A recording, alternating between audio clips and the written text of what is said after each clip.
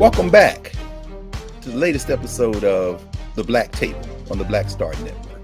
I'm your host, Greg Carr, and every week we take deeper dives into topics and subjects of particular importance to Black communities, global Black communities, in fact. And today, there's no more appropriate way to label the conversation we're about to have today than a global conversation about Blackness, about modernity, about the birth of the modern world. And the brother that we have invited, who has graciously accepted our invitation to come to the Black Table, is none other than Howard French. Professor French has been a professor at Columbia University Graduate School of Journalism since 2008. He began his teaching career at the University of Abidjan in Cote d'Ivoire in the early 1980s. And many of you probably know his work as a journalist. Had a long career as a journalist, writing about Africa for the Washington Post, Africa News, The Economist, other publications. I came in contact with his work, when he was writing for the New York Times. He was a foreign correspondent and senior writer. He's reported from all over the world: Central America, the Caribbean, Africa, West and Central Africa, China, Japan. He's been twice nominated for the Pulitzer Prize. And of his several books, that certainly have impacted me and a number of folks a lot of students I've had over the years. Everything Under the Heavens: How the Past Helps Shape China's Push for Global Power. Africa, China's Second Continent. It is his latest book we are here today to discuss. And this book, this remarkable book, Born in Blackness. Y'all see it there? Africa, Africans, and the Making of the Modern World, 1471 to the Second World War. One man, I don't know how he did it, but we are going to find out together, is literally reinterpreting the history of the modern world over the last half millennia. So without any further ado, we're going to invite to the Black Table our brother, Professor Howard French. Welcome, Brother Howard. How are you, man? It's beautiful to be with you, Greg. That was a lovely introduction too, by the way. Hey, man, that's the absolute least we can do. When you work this hard, we have to honor that and elevate that. And so we're deeply grateful. We're deeply grateful. We want to jump right into it. This book, which with notes goes to 500 pages, and it is a beautiful book, beautifully written, beautifully crafted, and beautiful looking too. We talked about that a little bit before. I want to start at the end, in the afterword. As you talk about your family, you talk about your roots, you talk about your wife's roots in West Africa, Ghana, you talk about your family roots in Virginia. But there's something you say here that's going to, I think, allow us to ask you the question of how you conceived this book and what you hope to do with this book.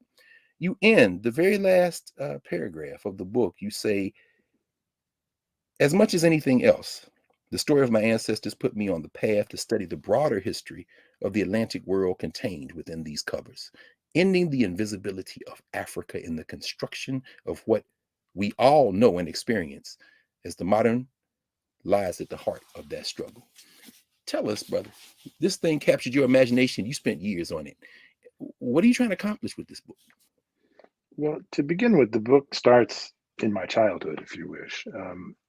I grew up in Washington, D.C. for the first half of my youth, but my ancestral roots on my mother's side of the family are in Virginia, in central Virginia.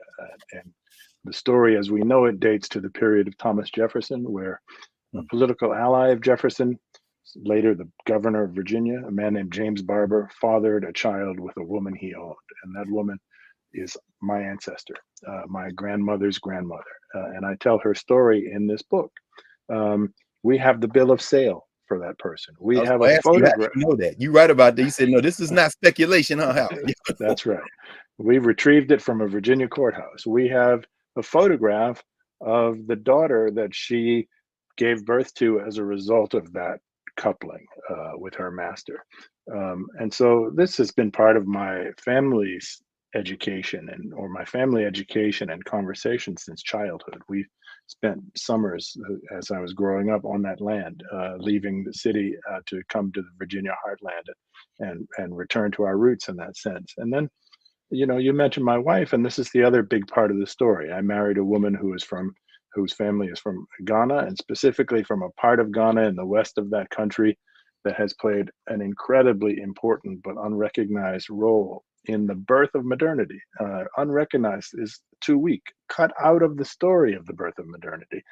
This is the place where Europeans first succeeded in a decades-long search to connect with the wealth in gold that emanates from West Africa in the 15th century. They worked for decades to find where is all the gold coming from in Africa. And in 1471, a year that is mentioned in the title of my book, Yeah. they arrive at a place they come to call El Mina, which means the mine. And that's just a few miles from where my wife is from. And so in that sense, this has also been a family conversation for me from a very early age. And I've been married a long time now, and so I've been ruminating about all of these things. And I've also been, as you alluded to, in terms of my career, traveling a lot. I've worked all over the Atlantic Basin. I'm from the United States, of course, the American South and Pacific. I've worked in the Caribbean, Central America, Northern South America, meaning Colombia, Venezuela, etc., West and Central Africa, and I have never lived in Europe, but I speak European languages, several of them. And we all are steeped in European history, whether we like it or not. This is part of the standard way we are brought up, right? And so this was the stew out of which came this book, trying to make sense of where we, not just me, there is a bit of biography here. It's a small piece, it's a small note or set of notes in the book, but where we all came from. And that means the white people too.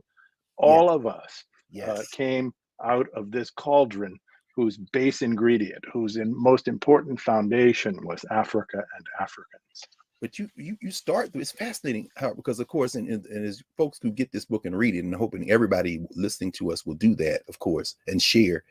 You traveled to many of these places that you write about, and in many of the chapters you open with your passage there. And when you said Europeans, I think, we typically think of Europeans, Africans, Asians. Those labels kind of become proxies for how we think. We reduce dissimilarities between people. And as you talked about Ghana and your wife growing up right there, I think about the fact that, of course, Ghana has this robust trade, a robust tourism industry. And so many of us who want to connect with our roots, I've been to Ghana, and I know, and maybe many of the tourists don't know when they get there, but learn that Cape Coast and Elmina are two different enterprises. And what you do in this book beautifully, it seems to me, we'll talk more about this, of course, as we get deeper into the conversation, you disaggregate Europe. I mean, I think about Cedric Robinson in his book, Black Marxism, where he opens one of the chapters and says, for all intents and purposes in the 15th century, Portugal is a metaphor. And I'm like, that always stuck with me. But when you say Elmina, when you go through, it's almost like a relay race. You have the Portuguese, then you have the Dutch, and then the Portuguese get chased, and they're going down, and then the English come in and take the thing from them, and they set up, is it Cape Coast as a kind of competing? They don't want to deal with the Elmina traffic. I mean, could you help us understand what we miss when we don't take the time to give granular attention to these labels that we often think about when we're thinking about world history, if we think about it at all? Sure. Let me try to go back to near the beginning of this story in answering your question. Okay. And I'm going to pick up on the Cedric Robinson quote that you use. Portugal was literally nowhere in Europe in the 14th century. Portugal was a brand new kingdom. I mean, no offense to Portugal or to Portuguese people, but it was a brand new kingdom and a very poor place. There was nothing special or remarkable about Portugal. Portugal broke off from proto-Spain. Spain, under that name, didn't exist yet. It was a bunch of kingdoms, the most powerful of which was Castile. Portugal breaks off, and Spain wants to recapture it. And Portugal is desperate for some kind of economic means to get onto its feet and be able to resist Spain. But because Portugal has no face onto the Mediterranean Sea, which is the traditional sort of highway of trade for Southern Europe, right, toward the east, Portugal says, we need to find another source of commerce. And Portugal becomes obsessed in a way that is totally cut out of the story of the birth of modernity with Africa. The normal story we are told is that the Europeans were hell-bent on finding a maritime route to Asia.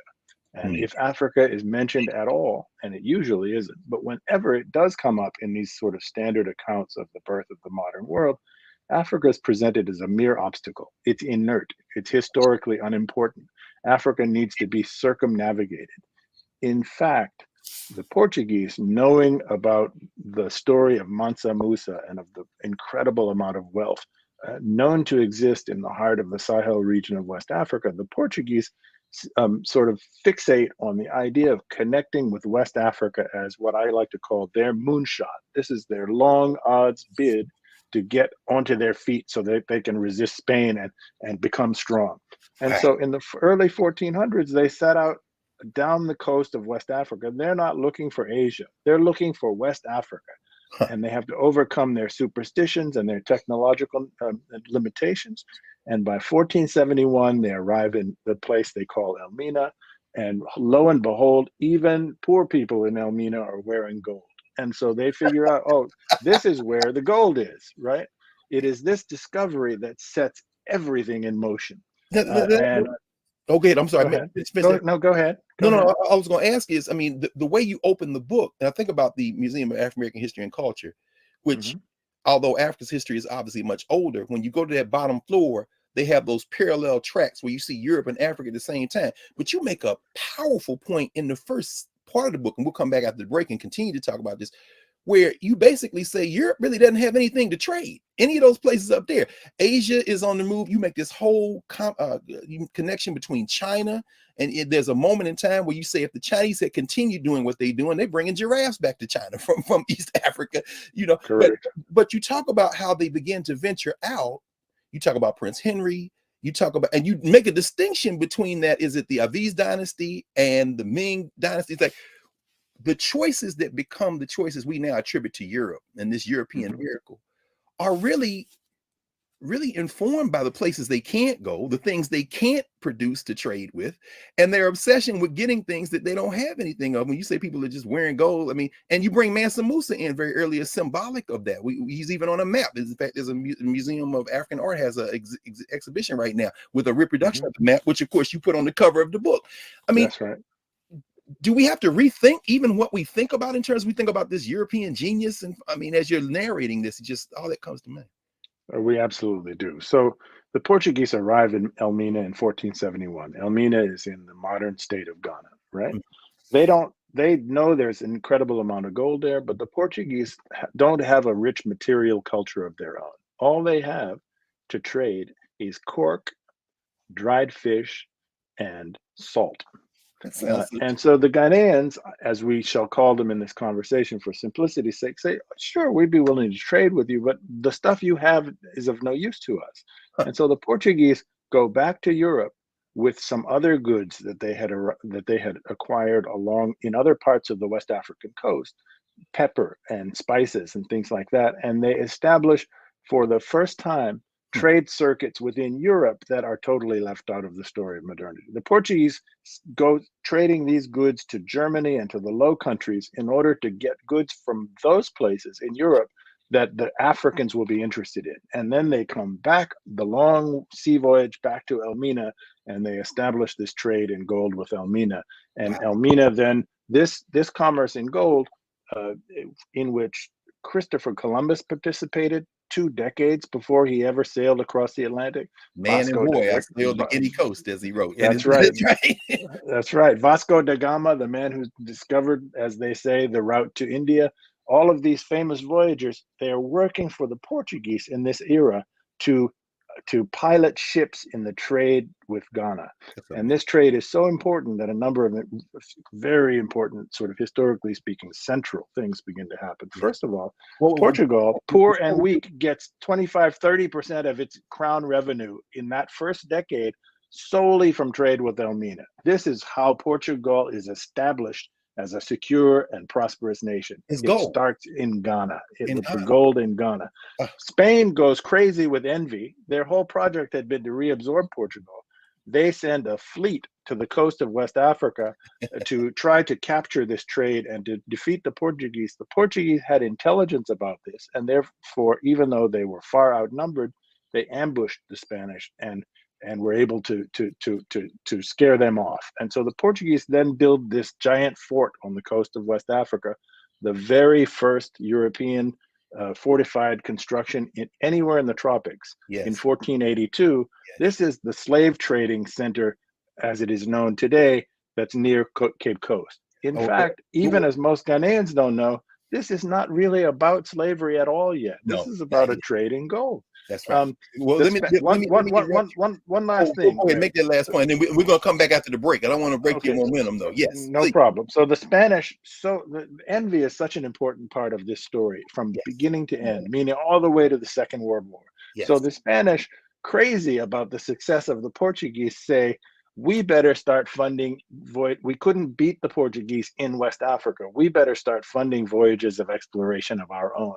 Christopher Columbus had already tried to get the Spanish to finance a bid to cross the Atlantic. They had laughed at him. Mhm. Now, knowing that the Portuguese had such success in West Africa, the Spanish said, let's give some money to Columbus and see what he can come up with. If there's so much gold in the tropics, let's let Columbus see if he can get some gold for us. This is the start of it all. It's Wow. not, let's sail to the Indies, let's sail to China, let's do this or that. It's all about the prosperity that stemmed from connecting with West Africa. Excellent. This is a good place. This is a good place for us, Paul. Thank you, Prof. That really does lay the foundation. We are going to take a break, and when we come back, we are going to continue with Howard French, his book "Born in Blackness." What we've just heard is basically covers much of the first part of a 5-part book, of a book of nearly 500 pages, which lays this out in great detail. So, back in a moment at the Black Table.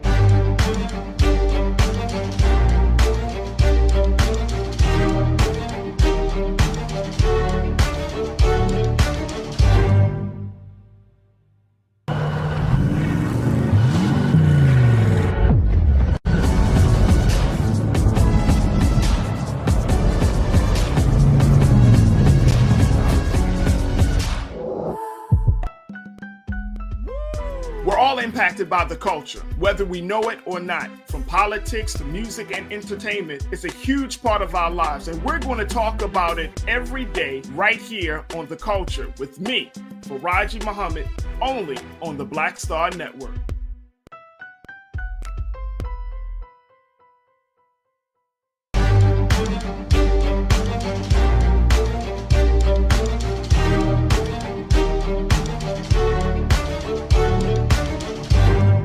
We're back, the Black Table.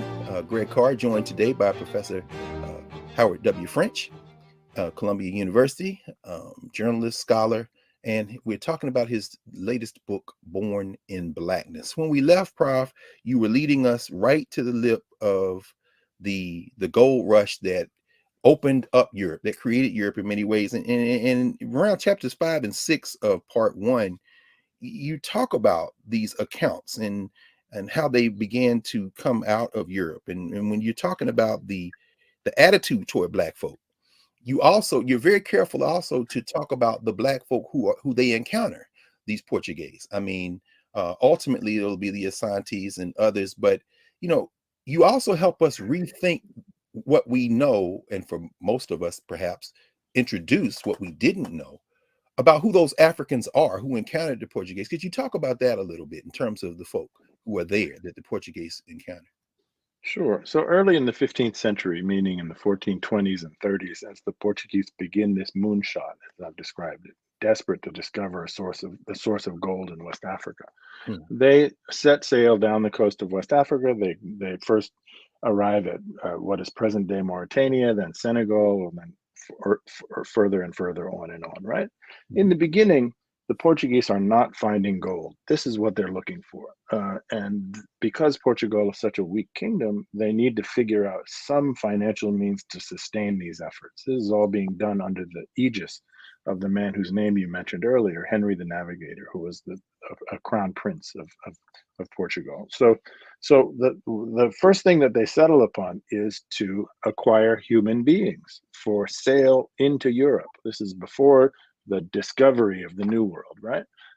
And so they start capturing through coastal raids, small numbers initially, small numbers of sort of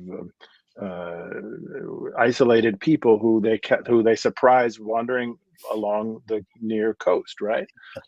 In ambushes, and the Portuguese discover in taking these people back to Europe, specifically to Lisbon and to Seville in Spain, they could sell human beings for a huge profit. My God. And this is because Portugal and that part of Europe are just emerging from the Black Death, the period of the plague in which more than a third of the population had died. And so manpower is in desperately short supply. And so they're capturing these poor individuals, and they're focusing on areas of the coast that are not heavily defended. And that's because European technology was not, in fact, much superior, if at all superior, to West African technology. The one thing the Europeans had that the West Africans did not have is tall-masted sea vessels. Otherwise, the military means of the Europeans and the West Africans was in rough parity. And so they're looking for places that are undefended, where there are not strong kingdoms, to capture people. Eventually, add to folks who are listening, you do make the point, however, that it wasn't that there wasn't an African capacity to even develop maritime technology. You do linger for a moment on the myth, maybe some people have talked about, or perhaps myth, you say, well, we don't know, about the expeditions in Mali, that they tried to do some ship, and perhaps they took gold and tried to get into the ocean, into the Atlantic Ocean. Oh, I believe firmly in that in the early 1300s, and so this is almost 200 years before Columbus, West Africans in the Kingdom of Mali had a vision of the world being round, and out of geopolitical strategy, they conceived of a bid to cross the ocean to discover what lands lay on the far side of what we call the Atlantic, in order to establish a trade in their gold.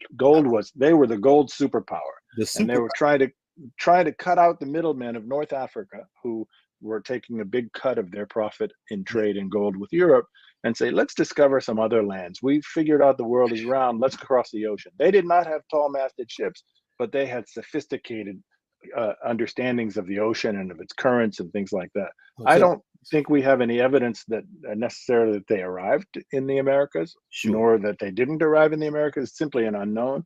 But the idea of this conception of theirs, and of two bids, in fact, to try to cross the ocean, is pretty well established. We have very good reason to believe in this. That's interesting. The Guyanese scholars, we both know, Ivan Van Sertima, in his book, They Came Before Columbus, kind of takes that conjecture and tries to extend it. And of course, I guess it's kind of interesting because, as you were talking before we came on, your previous publisher, Random House, actually published that book, and the acquisitions editor was Toni Morrison, who you start with a quote at the beginning. It's just there you go. But I didn't mean to interrupt you. In chapters 9 and 10, man, that chapter, Wealth and Peoples and Things, because we often hear this, Black people sold Black people into slavery, but you do an excellent job of helping us understand that if you're West African, for example, I think you use the Akan, for example, then you go to Benin. If you've got a lot of land, but you need people to work the land, the wealth is actually in people and not things. And so there's this thing that begins to emerge, and you really explore it in later sections, where this class dimension comes into play, where Africans, once the Portuguese have gone beyond the people they're randomly capturing and start negotiating and then trading for centuries, this exchange in people, do you think there was a common understanding of enslavement between these various different groups of Africans? And I mentioned another thing. You talk about John Thornton later in the book, and I'm reminded of Walter Rodney in The History of the Upper Guinea Coast, where he says, y'all can't say that slavery here was like slavery other places, but, and drawing from Thornton, and as you kind of tease out, it probably depends on what type of African society you're dealing with. You can't just put a blanket over Africa and say all these societies were the same. I mean, could you help us understand even the question of wealth and people as opposed to wealth and things, and how this plays out? These are such vital questions. First of all, linking to your previous question, the Portuguese quickly discover that these coastal raids that they're doing is costly to them. They're not strong enough to impose themselves uniformly along the West African coast. And every time they raid someplace, they're losing men, right? And so the Portuguese finally, as they venture further and further, discover that there are really well-organized societies here and there along the coast, and that a smarter strategy for them is to negotiate trade. This is before they had discovered gold at Elmina. And so let's negotiate trade with the Africans in human beings. The Portuguese figure out there's a lively interest in buying human beings, let's call them slaves, into Europe. In fact, eventually 10% of the population of Lisbon and of Seville in Spain become African as a result of this trade. The question is often asked to me, much as you did, Well, so doesn't this mean that Africans are equally culpable for the slave trade, or that white people have nothing to be ashamed of, or that this was nothing unusual, or why are you laying a guilt trip on us about this thing? There's just all this peremptory questioning about the basis of the slave trade. Africans, a few things need to be said. First of all, before the establishment of truly extensive links between Europe and Africa, Africans didn't think of themselves as African. It's a hard thing for us to wrap our minds around, right? If everybody is Black that you will ever encounter in your life, Blackness is not a feature. Blackness is just Blackness. That's just what human beings. You make that point with the ruler of Dahomey. It's like, look, all these people look the same. All we're doing is defending ourselves. I mean, it's fascinating to when you bring that point up, man. Well, I'm sorry. So Blackness, like whiteness, emerges from this clash of cultures and these encounters over time. Second thing that needs to be said is, worth in people as opposed to in money, right? This basis of African trade. So the Africans, even hundreds of years after the first sale of slaves by Africans to Europeans, Africans have no conception of what use Europeans are making of enslaved people.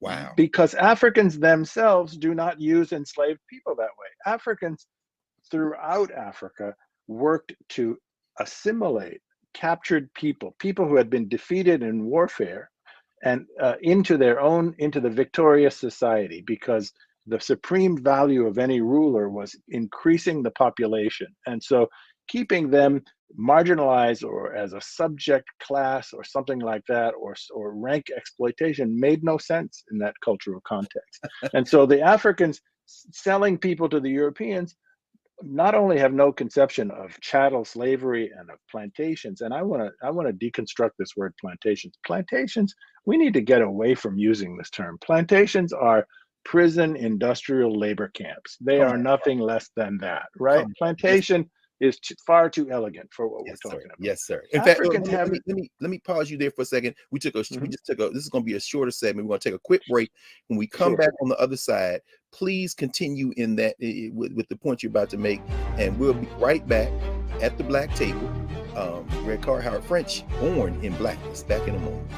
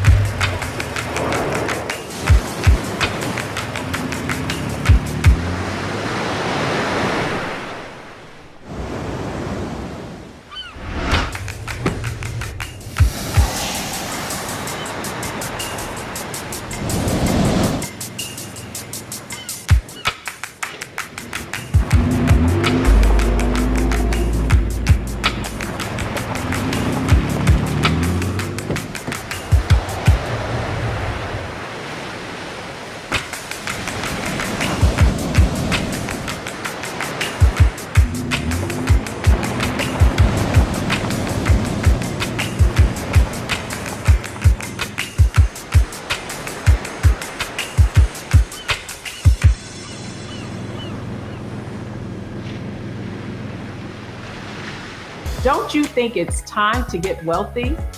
I'm Deborah Owens, America's Wealth Coach, and my new show on the Black Star Network focuses on the things your financial advisor or bank isn't telling you.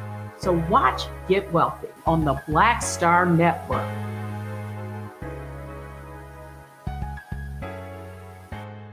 Folks, Black Star Network is here.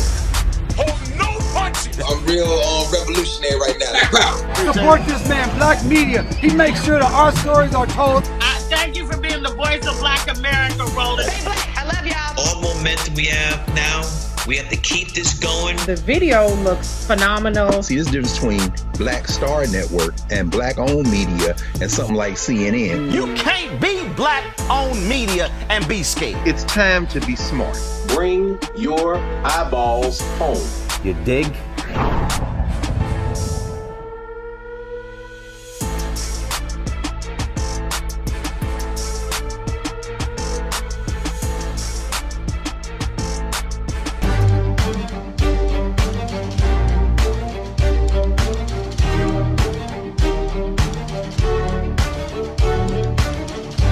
Welcome back to the Black Table. I'm Greg Carr here on the Black Star Network, and we are in the middle of one of, if not the most important conversation Black folk need to have when it comes to historical memory, the birth of modernity in Africa's place, with Professor Howard French. Prof, when we left, you were just leading up to the creation of these prison industrial death camps, these labor camps, these plantations. And again, you all have to get this book. It's almost 500 pages.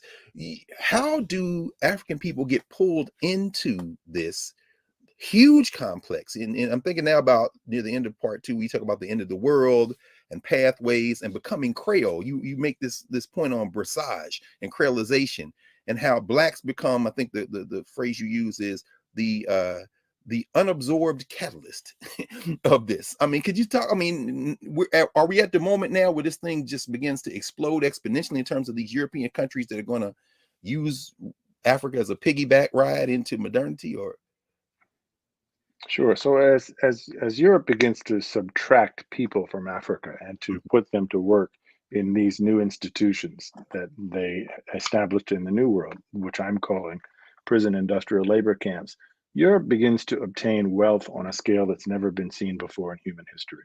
This is the most, I argue, the most important economic advance in the modern age prior to the Industrial Revolution. This industrial labor camp model produces far more wealth than the Spanish acquired. So the most famous stories we have of European wealth acquisition in the early modern age is the Spanish conquistadors going here and there in South America and Mexico and defeating vast empires and then carting off huge amounts of gold and silver in their galleons, right? Mm-hmm. We are not told how much more wealth, in fact, Europeans obtained in this era from prison industrial labor camps, growing especially sugar. First in Sao Tome, where this model is invented, Sao Tome just off of equatorial Africa. Then it transits in the early 1500s, the Atlantic, and is established in Brazil. And then in 1630, it sets up shop in Barbados under the English, and then into the French Caribbean, Martinique and Guadeloupe, and finally Haiti, which is the richest, it's not called Haiti yet, it's called Saint-Domingue, but French-controlled and the richest colony in the history of the world. This is a cycle. In each of these places, each of these individual places, take Barbados, 1/3 the size of the city of Los Angeles. The exploitation of hundreds of thousands of Africans creates far more worth in that tiny little place than all of the gold and silver that the Spanish carted off. Right? Can I ask so you, you're asking, yes.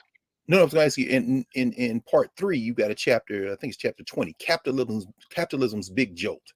And I don't think people understand the impact of sugar and then the triggering of caffeine and then cocoa. I mean, you know, I often tell students this is almost like the international drug trade starts with Europe. But when you talk about Barbados, and we will have to have you back because in terms of contemporary politics, I would love to hear what you think about somebody like Mia Moore Motley in Barbados breaking away from the crown. Barbados, that little place, you know, because they have this proxy war. So could you talk a little bit about how these commodities literally created the political economy of these European nation states? Sure. So Barbados is, in fact, the beginning of the British Empire. Britain was a bit player in this story prior to the Barbados. Sugar is an extraordinarily rare and lucrative luxury item. And so the English had watched the Portuguese make an incredible fortune in Brazil. And they said, we got to do this too. And they captured Barbados, which had the Spanish controlled most of the Caribbean, but they had focused on the big islands, Cuba, Hispaniola, and Jamaica, which they originally controlled. And so the English said, okay, these smaller islands close to South America, the Lesser Antilles, we can take over these and start this model. This is where England's wealth and preeminence in the world begins. This is the very foundation. It's in that tiny place of Barbados. And it begins with sugar and the extraordinary profits that are made from sugar. And it's not just an economic story of incredible wealth extracted from African labor in a little tiny postage stamp sized place like Barbados, but it changes English society in fundamental ways that your question alludes to. So sugar and coffee become commercially available for the first time. In 1650, a coffee shop is opened in the city of Oxford in England. Right away, it spreads to London.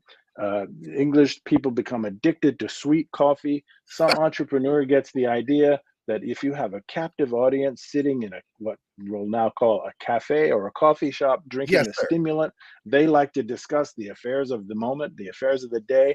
Let's sell them a broadsheet with the news. This is the birth of newspapers. Come on, And man. it is out of the birth of newspapers, which is derived from all of this extracted African labor, that English democracy takes its seat. Citizens begin to feel for the first time, we have a right to know what's happening in our country. This is a citizen's right. And we are going to be part of the debate. All of this flows from expropriated labor. So the intellectual class, the leisure class, even the people working in the factories who can now work longer and produce the wool because they got caloric intake as a result of sugar. Correct. While all that's going on, you make a fascinating point about the technology and the intellectual work behind extracting labor that is worked out in Barbados and then comes to Jamaica, and the French are doing it. And as I was reading, and I'm thinking, you really have laid the foundation for how we should even reimagine how we think about labor in a modern capitalist society. They're working the hell out of these people, and ultimately dehumanizing labor becomes a foundation in modern capitalism. But that stuff's worked out in the plantations too. Well, the like you said, the prison industrial camps as well, isn't it? Yes, and that's why I insist on that term, because this is a new form of labor organization. First of all, chattel is new. In other words, the reduction of human beings on the basis of race to the state of bestiality, that's new. And then secondly, the division of labor, the tight, nearly militarized supervision of workers, the extraction of productivity through corporal punishment, the specialization of Africans who are broken down into teams and held accountable for their production and punished if they fall short in their productivity, and trained in specialized tasks. All of these things, which we think of, most of which we think of as part of industrialization, all take place in these prison industrial labor camps. And so we typically think that's what we learned. Right. We think industrialization starts in England with textile factories, and this is a matter of ingenuity, right? This is Europeans. They come up with a bright idea. Aren't they clever, right? This actually happens in the skin of Black people. 150 years before there's anything happening with textiles in England. So let me ask you, man, this is fascinating. The English, as you say, they're not even players in this. Now I remember as a child, forget the ambush the Portuguese have on the Spanish. The only thing we learned about the Spanish, if we learned anything, was the Spanish Armada and their defeat by the English, because England is narrating this thing as their great breakout. But you make a point, you sustain an argument that the Dutch, actually the Netherlands, had the plan for this global thing. They couldn't bring it off, and it's almost like the English pick up their notes and execute the plan that the Dutch had. How did the Dutch play in this? Well, so the Dutch have always been a small maritime nation, no natural resources, fragile land subject to flooding, and so they've always been outward looking, right? And the Dutch were in the early modern era, they were the subjects of the Spanish, and the Spanish were Catholic, of course. The Dutch were predominantly Protestant, and the Spanish were taxing the Dutch heavily. And so this is kind of the American story well before America was born, right? Taxation with no representation. There's a religious dimension. The Dutch got fed up and said, we're going to do our own thing. We're going to break away from you. But because the Dutch were such important elements in the Spanish commercial world, the Spanish fought back and tried to retain them. And so the Spanish, knowing how much money, the Dutch, knowing how much money the Spanish were deriving from Portugal, because in 1580, Spain and Portugal merged. The Dutch didn't attack Spain, they attacked Portugal. And they went to Brazil and they stripped off Portugal's sugar colonies in Brazil. They knew this was the secret of Spanish wealth. And so the Dutch then say, okay, let's run with this. We've got Bahia, we've got Pernambuco. Let's establish some colonies in North America, namely in New York, because these places in wherever sugar grows, the land is so valuable from the productivity of enslaved people, it doesn't make sense to farm anything else. It doesn't make sense to produce anything else. And so New York is made as a supply colony for the rest of the Dutch sugar world, right? And that's why they have New Amsterdam before New York. Yes, that's New Amsterdam, right? So the Dutch have this integrated idea of what empire should look like, and this is what the English The English see the Dutch success and say, we can beat the Dutch. We're bigger than them. We're also a maritime player.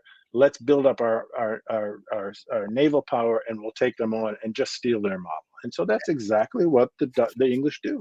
It's amazing. And of course, as you talk about in the book, I mean, Jamaica becomes their Haiti of sorts. And I laughed out loud, man, in reading that chapter, A Few Acres of Snow, where Voltaire says, look, man, Canada, man, you can't grow nothing up there, just a few acres of snow. But we're going to pause here, and we have one more segment. We do not have enough time. I hope you all understand how much everyone needs to read Born in Blackness, particularly Black people. And when we come back from the break, how we really want to explore who needs to read this book, why they need to read this book. And as we're listening to you, you also narrate the story of Black resistance, which is so remarkable. So when we come back after the break, we're going to continue our conversation with Howard French, Born in Blackness. The Black Table, Black Star Network, back in a moment.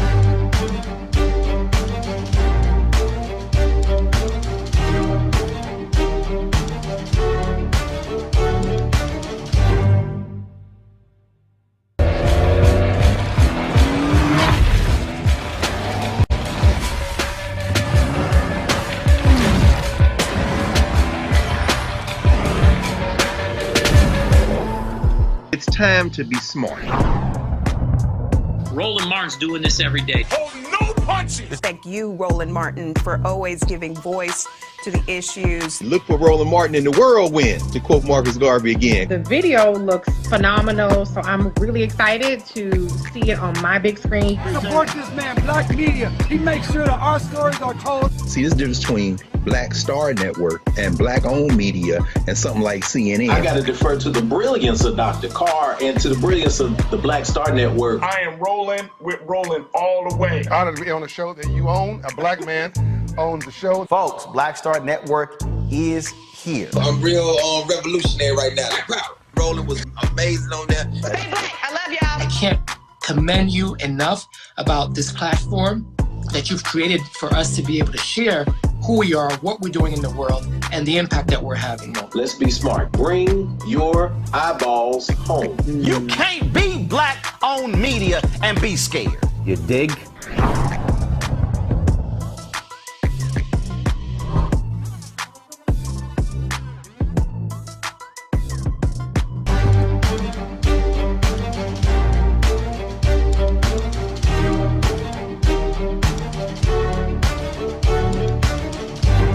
Welcome back to the Black Table. I'm Greg Carr, Black Star Network. We're joined today by Professor Howard W. French.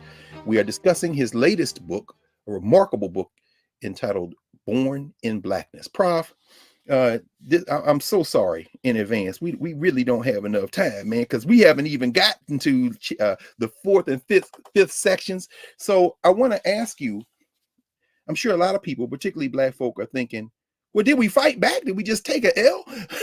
And I'm thinking about, even in contemporary ways, as you discuss the way that these African societies develop, you talk about the toll that this type of thing had on the continent of Africa, how it disrupted African societies, created mistrust and fear that echoes to this day, created the population. But you also talk about resistance on both sides of the Atlantic. Could you speak a little bit about how that resistance looks, including those chapters in the last section where you really get into Louisiana, Mississippi?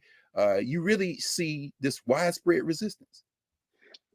Thank you for that question, Greg. Let me just start by sort of saying who I wrote the book for, right? Yeah, who I wrote the book for is in part a story of resistance. I wrote the book for everyone. We are all, whether we're black, white, red, yellow, or whatever, the inheritors of modernity, the modernity that was created in this cauldron whose fire consisted of Africans and Africanness and of the labor extracted from Africans. And we need to place this back into the center of our history, right? But I wrote this book in specific with the desire to persuade African Americans of the urgency of reconnecting across borders with the bigger, broader history of Blackness, and to understand that resistance for us as a community consists not only of fighting our national battles and existing parochially. We got our hands full in this country, but we have to overcome the idea of resisting in a parochial sense, meaning, just fighting local battles. That resistance consists of connecting across frontiers and reestablishing the urgency of what unites us via this history across regions throughout the Atlantic, as opposed to the particularities that make one community special or distant or different or distinct from another. Like, I'm West African, or I'm African American and you're Caribbean, and therefore we're not really the same thing. Resistance consists in part of getting rid of that kind of thinking. Okay, now back to your question explicitly. Yes. Resistance is part of begins at the beginning of this story. So in Sao Tome, where the slave and the prison industrial labor complex is invented in the early 1500s, there are uprisings. There was a ship mutiny in some of the first ships brought from mainland Africa to that island by the Portuguese. Ships rose up.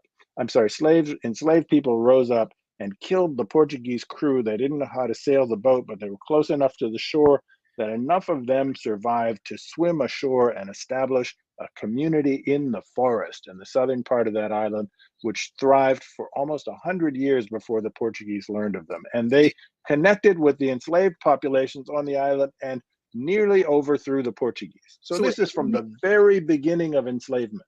You mean to tell me that, sorry? No, I was going to say, you mean to tell me that even when we do learn about the Maroons, and as you write about the Maroons in English speaking, the Marronage, or as you talk about in the Quilombos in Brazil, you mean to tell me that those first communities were not in the West Atlantic, but literally off the coast of Africa? Just off the shore of Africa. Africans at every moment of enslavement resisted enslavement. Wow. And they still tell those stories. When I read the chapter, you said they still tell those stories there. That's right. I drove up, no tourists go to Sao Tome, right? So I show up in Sao Tome and I'm driving to the part of the island where those communities were established hundreds of years ago. And the school kids who surrounded my car knew right away why I had come. I didn't have to start asking them the question. They knew what their history was. And said, okay, you want to learn about this, right? Sit down with us, we'll tell you. And so this is a story that continues all the way into the 19th century and the Civil War. We're told most of us are taught the Civil War, militarily speaking, as largely as the affair of white people, right? There were the white armies of the South and the white armies of the North. And eventually, because the North had a more sophisticated and more industrialized economy, the North wins the war. In fact, the North won the war because Abraham Lincoln was finally convinced to allow African Americans to fight in the war. They had been clamoring to do so. They enter the war in the late stages, and this becomes a decisive moment in the history of that military contest. And we're not taught that, right? And so this is another form of resistance. Resistance is there from the very beginning to the very end. And you, I love it. And of course, everybody, you just have to read this book because we've left everybody. When you quote Dessalines and you talk about Toussaint, and if Napoleon hadn't sold them out, maybe they could have worked something out. You just go through, and then Charles Desmond, and you talk about all these rebellions, and then you end. And I couldn't help but think of August Wilson when you quoted Amiri Baraka near the end, when you're talking about the gift of Black folk. Wilson's three of his B's, right? Baraka, the blues, Ramari Bearden, the gift of Black folk. And then you evoke Du Bois. And by the way, you all, he's got everybody in there. CLR James, Eric Williams. We've left so much to the side. Maybe, Prof, as we kind of wind to a close, you can help us understand not only the gift of Black people, but the responsibility of everybody in the world to recognize indifference. There isn't something to exploit, as we see what Europe does, but perhaps something to celebrate and learn from. But those last few chapters, you really do hone in on the implications of this history for our contemporary world, particularly for Black people. Could you talk about that for a little while? Sure. The gift of Black people, Greg, is threefold. First of all, Black people created the West. I can see people shaking their heads, falling out of their seats. What do you mean they created the West? There could have been no West without Africa and Africans. What do I mean by the West? I mean this condominium that it existed economically and politically speaking between Western Europe, the Atlantic nations of Europe, and the continental United States, what becomes the United States. It would never have happened without African Africans. before the year 1820, 4 times as many people were brought across the Atlantic from Africa than from Europe. Those are the people who, under conditions mostly of chattel slavery, did the hard work that made the West viable as a thing, that made the American colonies viable as an economic venture. There would have been no West without this input, right? So first gift, the West. Second gift, modernity. It is out of this condominium of the West that the thing that we casually call modernity arises, that Europe and the Americas begin to ascend and separate themselves from previous parts of the world centers of economic wealth in the world, India and China and the Muslim world in the so-called Middle East and whatnot, right? This is where the wealth of the West derives from. Third thing, America. What is it that makes America America? This is a complicated question, but the most predominant piece of the answer to this question is the African-American content, the African-American input. It is what makes American speech special. It is what makes American music special.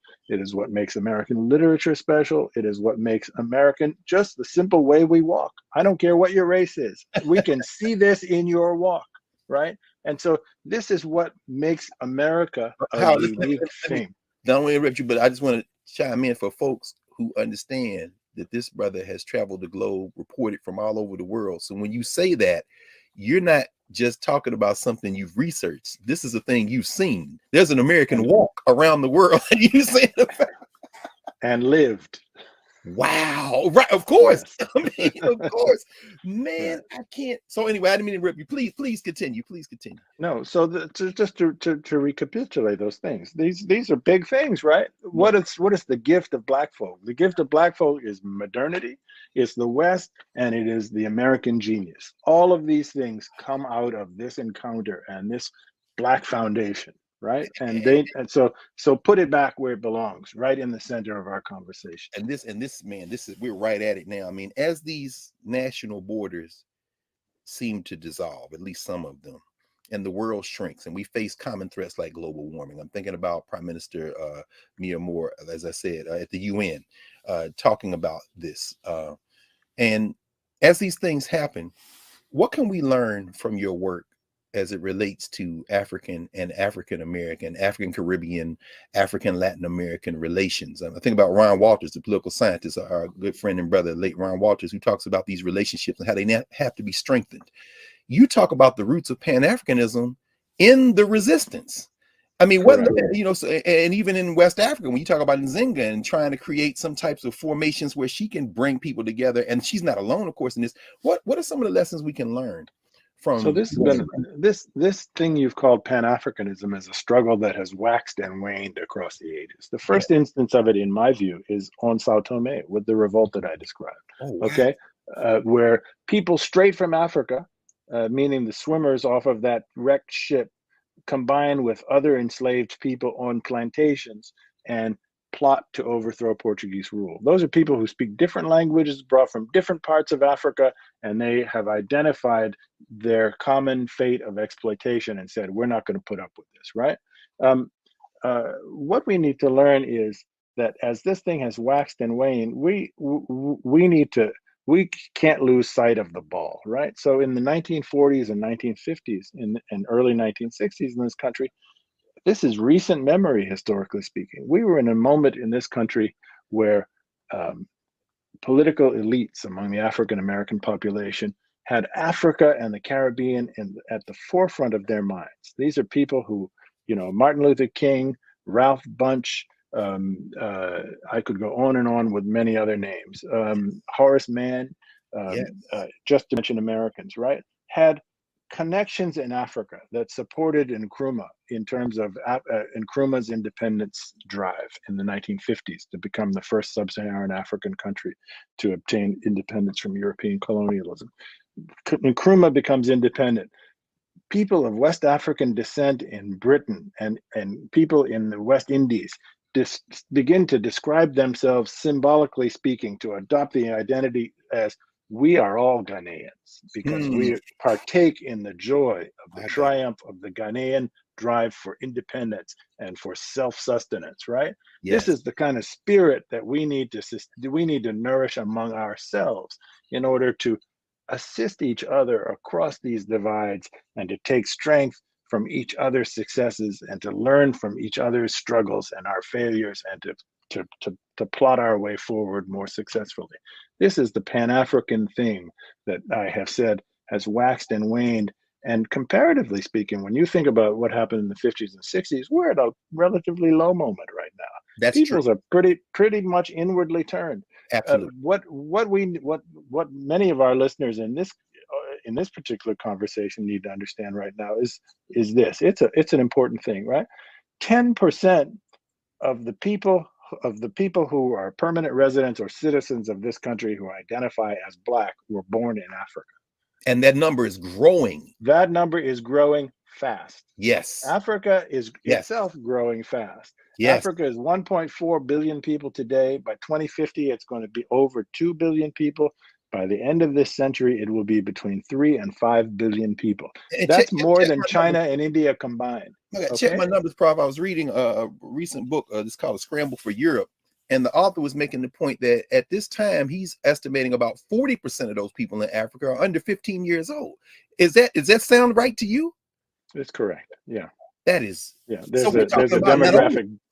What? There's a youth boom in Africa right now. There's a youth boom, and they're sitting on 1.4 billion and growing, and have all these cousins in the diaspora who seem determined to look inward instead of outward. I mean, we only have about a minute left, and I wanted to ask you, even because everybody's talking about the 1619 Project, and for me, it strikes as a little bit overly nationalistic. And you got a whole section where you talk about these Africans that were with the Spanish and it came with the Portuguese. I'm wondering, how do we break out of these narrow nationalisms that kind of sometimes constrain the kind of thing you're talking about? So I think I have no criticism for the 1619 Project.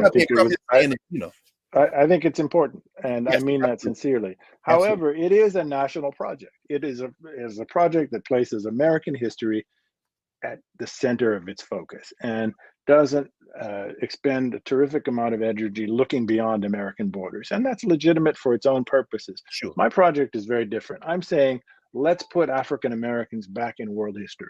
Let's think of the big picture here. Let's go deep into time and talk about where we come from, and that there's strength and purpose in this, and that, the American story is fine and it's great, and there's things to be proud of, and there's things to shed tears over, right? But it's a small part of a much bigger story, and that much bigger story has a lot to teach us. Professor Howard W. French, when you said that, man, who I thought of immediately was Carter G. Woodson, who said the same thing. He said, this isn't Negro history, it's the Negro in history.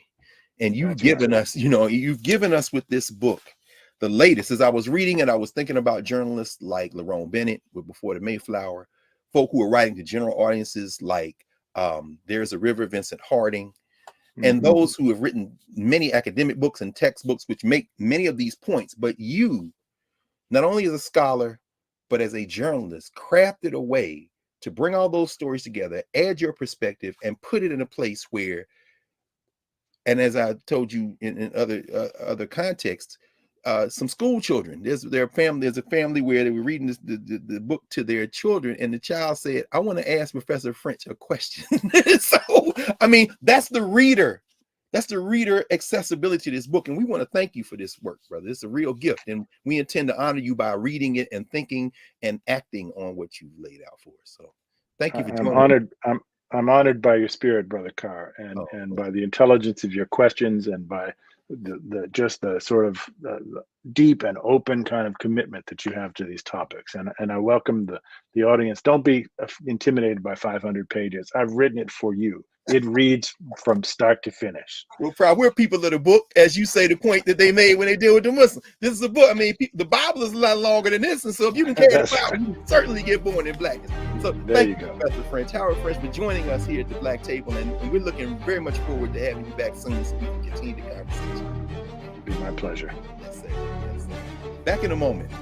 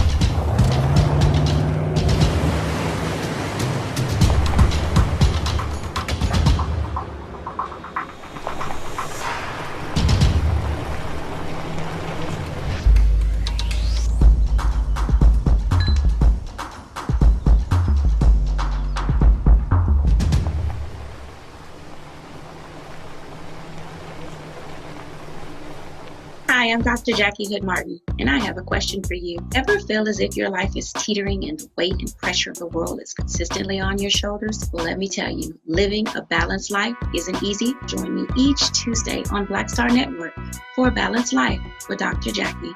We'll laugh together, cry together, pull ourselves together, and cheer each other on. So join me for new shows each Tuesday on Black Star Network, A Balanced Life with Dr. Jackie.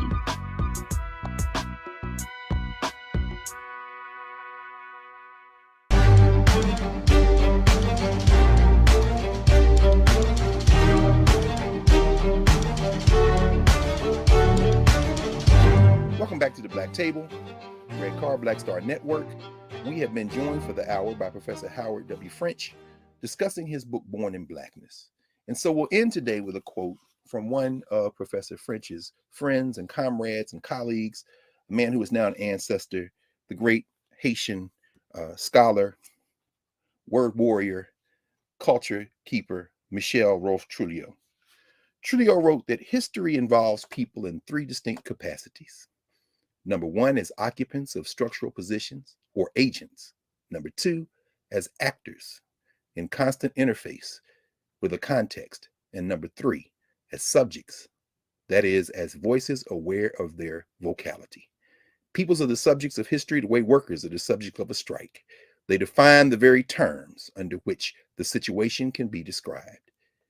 Without knowing who we are in time and space, we often become people who are acted upon instead of people who act. And today we spent the hour with a brother who is urging us through his scholarship, through his practice, through his model, that as we become informed, we act to create the world we want to live in. So join us again next week for the next convening of the Black Table. Looking forward to that. And in the meantime, y'all stay safe.